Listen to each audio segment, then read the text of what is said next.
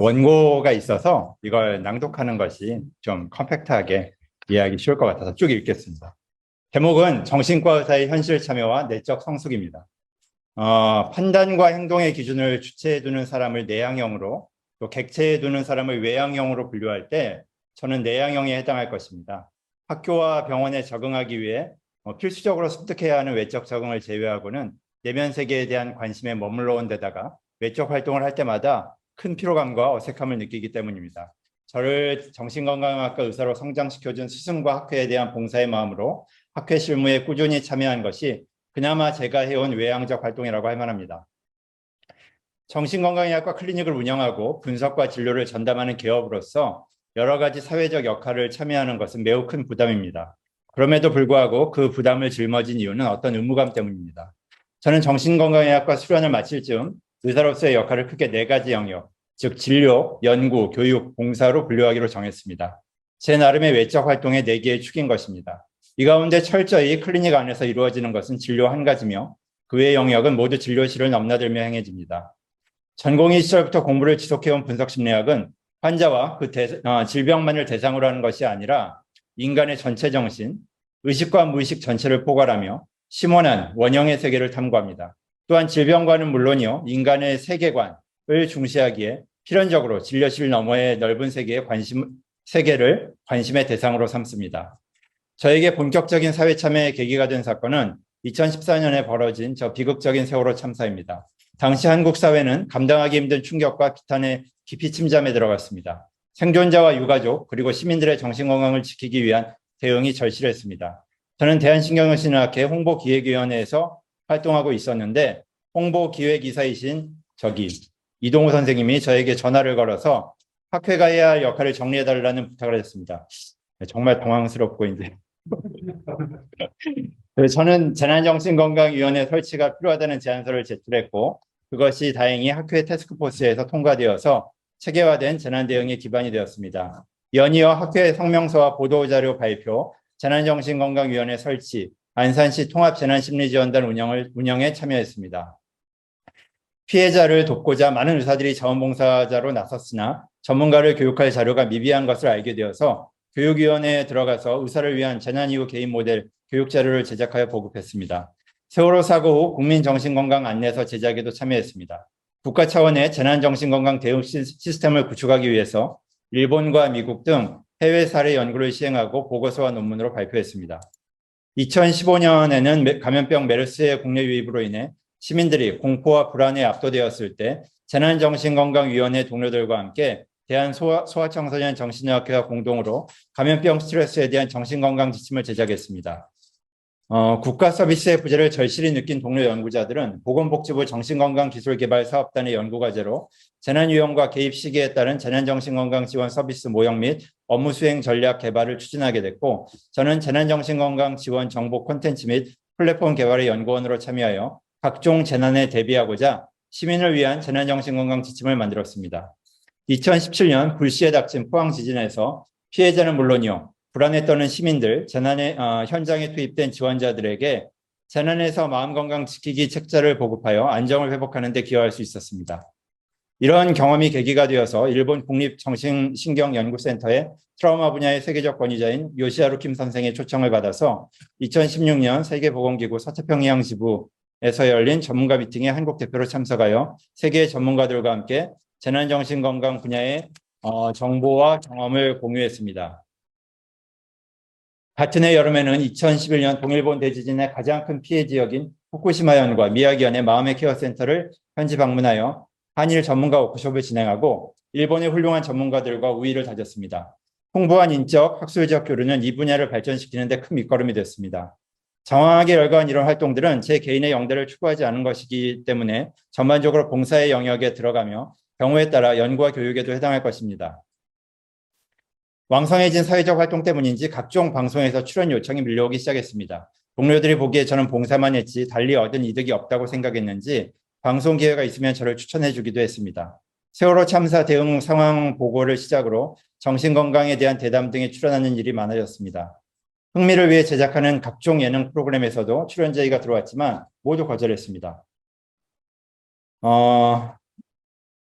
심지어는 훌륭하다고 정평이 난 다큐멘터리 제작팀에서 분석을 통한 치유에 대한 프로그램을 제작한다며 찾아와서 분석하는 과정을 영상에 담고 싶다고 하여 큰 고민을 한 적이 있습니다. 저는 당시 분석가도 아닌 수련생에 불과한 데다가 내밀한 분석 과정을 연출을 가미하여 흥미 위주로 방송한다는 것이 무척 못마땅했던 것입니다. 그럼에도 불구하고 그것은 제 명성을 알릴 수 있는 솔깃한 유혹이었습니다. 저는 그때 중요한 꿈을 꾸었습니다. 꿈 내용을 읽어드리겠습니다. 흥미로운 부분입니다. 저는 학회를 앞두고 커다란 고급 양복점에 갔습니다. 아침 일찍 가서 정장 세탁을 맡겼습니다. 젊고 키가 큰 신입 점원에게 이거 오늘 학회에 입고 가야 되는데 세탁이 되겠느냐? 20분밖에 시간이 없다고 물었습니다. 그러자 점원이 자신만만하게 가능하다고 했습니다. 20분 후 저는 맡긴 정장을 찾아서 입었습니다. 그런데 보면 볼수록 이상했습니다. 정장은 주름이 잔뜩 지고 후줄근하게 늘어져 있었습니다. 소매에는 때와 얼룩이 더 심해졌습니다. 저는 점원을 찾아서 어찌된 일인지 물었습니다. 그 점원은 우물쭈물 대답하지 않다가 제가 다그쳐 묻자 그제야 대답을 했습니다. 세탁하지도 않았을 뿐더러 제 양복으로 매장 바닥에 물기를 닦았다는 것입니다. 그런데 그 대답하는 태도가 무심하고 뻔뻔하기까지 했습니다. 등등 이렇게 꿈이 이어지고 저는 어쩌지도 저쩌지도 못한 상황에 처했다는 그런 내용입니다. 저는 머리를 얻어맞은 듯한 충격과 함께 잠을 깼습니다. 과유불급, 저는 정장으로 표현된 외적 인격, 즉 페르소나에 집착하고 있었던 것입니다. 저는 더 이상 번듯하게 보이려고 노력해서는 안 된다는 깨달음을 얻었습니다. 그 뒤로 한동안 모든 방송 출연 제안을 거절했습니다. 심리서적을 내자는 도서기획자의 제안도 여러 차례 받았지만 역시 모두 거절했습니다. 설익은 제 세계관이 활자화되어서 사람들에게 잘못된 영향력을 행사하는 것을 원치 않았기 때문입니다. 미성숙한 글은 가끔 숨겨진 도끼를 품고 있어서 달콤한 위로의 말로 위장하여 읽는 이의 마음을 병들게 합니다. 방송과 책으로 이름을 알리고 활발히 활동하면서도 초심을 지키며 중심을 잃지 않는 동료들이 많이 있지만 간혹 자신의 명성에 도취하여 무너져가는 이들도 있습니다. 저는 제 명성 추구가 저와 남을 해치는 것을 원치 않습니다. 저는 원래 내향적 태도로 돌아와서 제 앞에 마주 앉은 한 명의 개인과 함께 무의식을 탐구하고 자기 자신의 고유한 개성을 발견해 나가는 작업에 정진하기로 다짐했습니다. 병원한 아담한 공간에 상징 연구에 필요한 책들을 모아서 글이 읽는 솥이라는 의미로 문정도서관이라고 이름 짓고 표분석자의 꿈에 나타난 무의식의 재난 원형상의 기원을 파고들었습니다. 한국육연구원에서 이부영 원장님의 지도를 받으며 재난심리 연구 모임을 만들어 정기적으로 재난의 의미를 탐구한 것이 큰 도움이 됐습니다. 그렇게 해서 2017년 여름 한국육연구원 분석과 수련 과정 수료 논문 재난과 대처 양식에 대한 분석 심리학적 연구 한국의 전통 문화를 중심으로를 완성했습니다. 저에게 심원한 인간 심성과 뿌리 깊은 문화의 이해에 도움이 된 분야가 하나 더 있습니다. 그것은 바로 문화정신학입니다. 저는 통계 분석을 통해서 집단의 성향을 이해하는 현대 연구 방법론으로는 사회 현상의 내부에 움직이는 전통과 문화를 이해하기에는 역부족이라고 생각합니다. 2012년 한국에서 개최된 동아시아 문화정신학회 참가를 계기로 저는 문화의 이해를 통한 사회 현상 분석이 매우 큰 도움이 된다는 것을 실감했습니다. 문화정신의학조차도 통계적인 방법이 우세한 것이 현실이지만 동아시아 문화정신의학회는 한국, 대만, 일본의 엄선된 소수의 정예회원이 인문학적 소양을 바탕으로 현대사회의 주요한 이슈와 문화정신의학을 연결하는 발제를 하고 진지한 토론을 하며 방향을 제시해왔습니다. 제가 참여한 이후로 다룬 주제만 해도 동아시아에서 정신건강과 유교문화, 또 동아시아 문화에서 재난과 정신건강, 동아시아에서 정신건강 법률과 사회안전, 난민과 이주민의 정신건강 이슈 등이 있는데 모두 동아시아 문화의 오랜 전통이 현대에 미치는 영향을 분석하고 토론했기 때문에 이후로 현대 사회 문제에 대응하는 데 확실한 중심 세계관을 가질 수 있게 됐습니다. 그것은 바로 고통에 빠진 한 사람을 돕는 마음입니다. 집단이라는 허상보다 한 명의 사람이 훨씬 중요하며 바로 그 한 사람을 도움으로써 자연스럽게 집단적인 회복에 이르게 된다는 것입니다. 이것은 사회운동가가 아닌 의사로서 제 정체성에 잘 부합하는 관점이기에 이후로 모든 사회적인 활동과 가이드라인 제작에도 중심을 잡을 수 있게 되었습니다. 2020년 코로나 팬데믹이 시작되고 가장 먼저 한 일은 심리방역을 홍보하고 실천하는 것입니다. 이미 메르스 사태를 겪으며 불안, 공포, 우울이 얼마나 심각해질지 경험이 있었기에 신속하게 대응했고 이 신속한 대응은 매우 효과적이었습니다. 이후로도 재난에 있어서 정신건강 대응이 가장 초기에 확고한 가이드라인을 소개하는 것으로 이루어져야 한다는 것을 확인했습니다. 심리박영에 대한 대국민 홍보 이후에 바로 한국 트라우마 스트레스 학회에서 감염병 심리사회 방역 지침 제작을 총괄했습니다.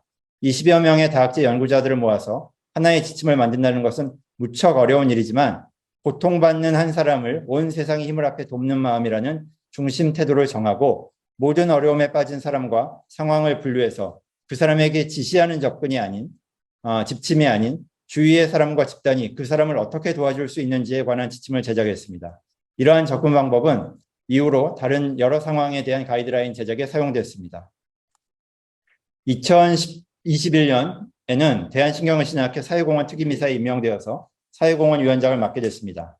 코로나 팬데믹으로 인해 취약계층에 대한 비대면 상담이 모두 중단된 상황에서 어떤 사회공헌 활동을 할지 고민했지만 곧 해결됐습니다. 정신건강의학과 의사의 도움을 필요로 하는 것이 너무나 많았기 때문에 제가 고민하지 않아도 그들이 찾아왔습니다. 언론인 정신건강 프로젝트도 한국언론진흥재단의 요청을 받아 추진했습니다. 엄청난 스트레스를 감당해야 하고 트라우마와 재난 현장이 바로 일터인 기자들이었지만 스스로 힘들다고 말할 수 있는 직장 환경, 사회 환경이 아니었습니다. 오히려 엄청난 비난에 시달리는 것이 일상화되어서 전문가로서의 자부심까지 잃어가고 있었습니다. 한국언론진흥재단과 구글 뉴스 이니셔티브가 주관한 코로나 ANG, 언론인 스트레스 극복을 위한 프로젝트를 통해서 기자, 언론학자, 정신건강의학과 전문의가 한자리에 모여서 안전하고 건강한 취재 지침을 만들고 한국프레스센터 국제회의장에서 발표했습니다. 2021년 11월에는 한국언론진흥재단과 국가트라우마센터가 협력하여 트라우마 예방을 위한 재난보도 가이드라인을 발표했습니다. 불행히도 2022년 10월 29일 밤 이태원에서 많은 인명피해가 발생한 참사가 일어났습니다. 서울 한복판에서 발생한 재난이기에 언론뿐만 아니라 개인들이 그 참상을 촬영하여 무분별하게 인터넷에 퍼뜨리기 시작했습니다. 재난정신건강위원회에서는 그간의 경험을 바탕으로 재난이 시작된 직후에 정신건강 대응을 하는 것이 가장 중요하다는 판단을 갖고 즉시 성명서를 작성하여 대한신경정신의학회와 한국트라우마스트레스학회 양측에서 발표했습니다. 참혹한 영상이 삽시간에 퍼지는 것을 막을 길이 없었고 일반인조차 미디어를 통해 트라우마를 겪기 시작할 때 정신건강의학과 의사들이 내놓은 회복을 위한 메시지는 건강한 사회적 반향을 일으켰습니다. 매스컴은 기존에 해왔던 방식, 재난의 참상을 샅샅이 파헤치는 자극적인 화면으로 사람들을 몰두시키는 것을 스스로 철회하고 자정기능을 발휘하기 시작했으며 적극적으로 정신건강의학과 의사들을 인터뷰해서 트라우마의 회복을 위한 방책을 보도했습니다. 엄청나게 몰아닥친 인터뷰 요청에 최대한 적극적으로 대응했으며 비난과 혐오는 트라우마를 악화시키고 공감과 위로는 트라우마를 치유한다는 평범하면서도 중요한 메시지를 강조함으로써 사람들의 마음을 안정시켰습니다. 재난 시기에 정신건강 전문가와 언론의 협조는 매우 중요하며 이는 재난 피해자, 일반인, 그리고 재난 현장을 취재하는 기자들에게 모두 큰 도움이 됩니다. 마침 트라우마 예방을 위한 재난보도 가이드라인 발표회가 사전에 계획되어 있었기 때문에 많은 언론인들이 비상한 관심으로 현장과 온라인에 참여해 언론인과 트라우마에 대해 깊이 이해하는 계기가 됐습니다. 또한 유엔 난민기구에서는 난민과 이주민의 정신건강 지원을 위한 도움을 청해서 워크숍과 심포지움을 개최해 우선 정신건강의학과 의사를 대상으로 관심을 환기하고 여러 지원단체와 네트워크를 만들었습니다. 이것은 이태원에서 벌어진 참사를 겪은 외국인을 지원하기 위한 통역 가이드라인의 개발로 이어졌고 이번에 유엔 난민기구의 세계 최고 수장 필리포 그란디가 내한했을 때 다시 한번 협력과 지원을 다짐하는 것으로 이어졌습니다. 어떤 형태로든 사람을 돕기 위한 노력은 결실을 맺습니다. 이렇듯 제가 한 일이란 사회 변화를 추구하는 거창한 운동이 아니라 한 사람의 고통을 해결하기 위한 평범한 의사로서의 작은 실천입니다. 그렇기에 진료실 내에서 이루어진 한 사람을 위한 진료와 진료실 밖의 현실 참여가 전혀 위화감 없이 공존할 수 있습니다. 재난정신건강위원회의 활동은 진료, 연구, 교육, 봉사 전체가 조화를 이룰 수 있는 계기가 됐습니다. 그에 더해 위기에 대응하며 피땀 흘려 밤을 지샌 동료들과의 전후에는 더없이 값진 보람입니다. 진심으로 사랑하고 존경하는 동료들을 만난다는 것은 인생의 큰 기쁨입니다. 세계에 참여하지 않고 닫힌 공간 안에 오래 머물다 보면 작은 방 안의 현자 노릇에 도취할 수 있습니다. 불편하고 낯설어도 현실의 사람들과 섞이고 영향을 주고받는 것은 내향적 인간에게 현실적인 균형감을 찾아줍니다. 클리닉 밖에서 이루어지는 모든 연구, 교육, 봉사에 세계 참여는 다시 제 진료실 안으로 들어와서 저와 마주 앉은 한 개인을 넓고 깊게 공감하는 데 큰 바탕을 제공해 줍니다. 저는 이런 외적 활동들을 행함에 있어서 교수, 공직의, 개업이로 직역을 구분하는 것은 이제 무의미하다고 봅니다. 제 페르소나는 정신건강의학과 의사이자 융합화 분석가이며 이 모든 세계 참여 활동은 저의 의업을 심화, 확장시키는 데 크게 기여하고 있습니다. 칼 구스타프 융은 철저히 자기 자신이 될 것을 강조하면서도 이것은 사회로부터 분리되거나 고립되는 것이 아니라 오히려 온전한 인격을 가진 사회의 한 구성원으로서 더욱 훌륭히 참여하는 것이라고 말했습니다. 우리는 독립된 개별적 존재이면서도 서로 연결된 집단의 일원입니다. 내적 세계와 외적 세계, 어느 쪽도 소홀히할 수 없습니다. 우리는 그 양쪽을 가진 전체로서의 인간이기 때문입니다. 네, 발표 마치는데 굉장히 민망합니다, 이거 지금. 감사합니다.